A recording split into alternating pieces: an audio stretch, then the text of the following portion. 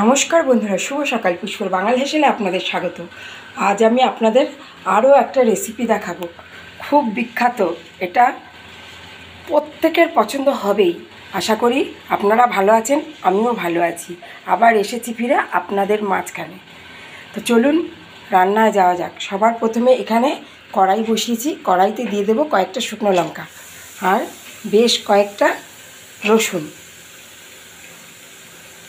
দিয়ে এটা হালকা টেলে নেব আমি। যতক্ষণ রসুন আর শুকনো লঙ্কা থেকে সুন্দর ফ্লেভার না আসছে ততক্ষণ এটাকে ভাজবো শুকনো কড়াইতে। দেখুন বেশ লঙ্কার গায়ে আর রসুনের গায়ে দাগ দাগ হতে শুরু করেছে, একটা সুন্দর স্মেলও আসছে। এই সময় দিয়ে দেবো বেশ খানিকটা কালো জিরে, দিয়ে আবারও ভেজে নেব।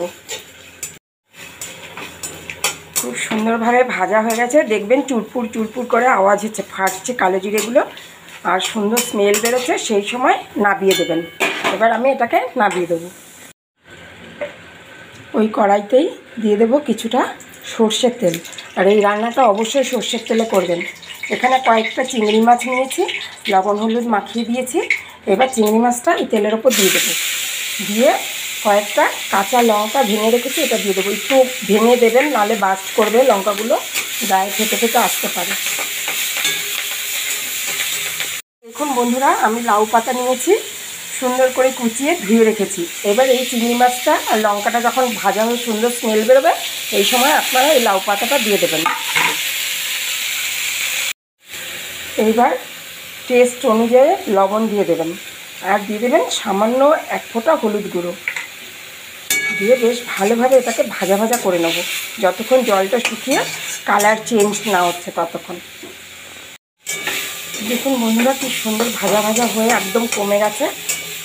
আর অবশ্যই একটা কথা মাথায় রাখবেন, এটা যে চিংড়ি মাছ দিয়ে বাটতে হবে তার সেটা নয়, চিংড়ি মাছ ছাড়াও বাটা যায়, তাও খুব ভালো লাগে। আমার কাছে ছিল তাই আমি দিয়েছি। আর এখানে দেখুন শিল পাটায় আজকে আমি এই লাউ পাতা চিংড়ির বাটাটা করব, সেই জন্য শিল পেতে নিয়েছি। আর এই লঙ্কা রসুন কালো জিরেটা আগে বেটে নেব, তাহলে মিহি করে বাটা হয়ে যাবে লঙ্কাটা। আর ততক্ষণ এই পাতাটা আরেকটু কুক হোক। ভাজা একদম রেডি হয়ে গেছে, আর ভাজবো না। এবার আমি এটা মিহি করে পেস্ট করে নিচ্ছি। দেখুন বন্ধুরা, কালো জিরাটা কি সুন্দর লঙ্কার সাথে মিহি করে পেস্ট করে নিয়েছি। এইবার এই শাকটা একসাথে বেটে নেব। দেখুন বন্ধুরা, বাটা একদম রেডি হয়ে গেছে। এবার পরিবেশন করে দেবো। যা দারুণ স্মেল বেরোচ্ছে না, কি বলবো। এই বাটাটা থাকলে গরম ভাতে আর কোনো কিছুর প্রয়োজন হবে না। তো দেখুন বন্ধুরা, লাউ পাতা বাটা হয়ে গেছে। এবার ওপর থেকে একটু কাঁচা সর্ষের তেল দিয়ে গরম ভাতের সাথে সপরিবারে গরম ভাতে প্রথম পাতে উপভোগ করুন লাউ পাতা দিয়ে চিংড়ি মাছ বাটা।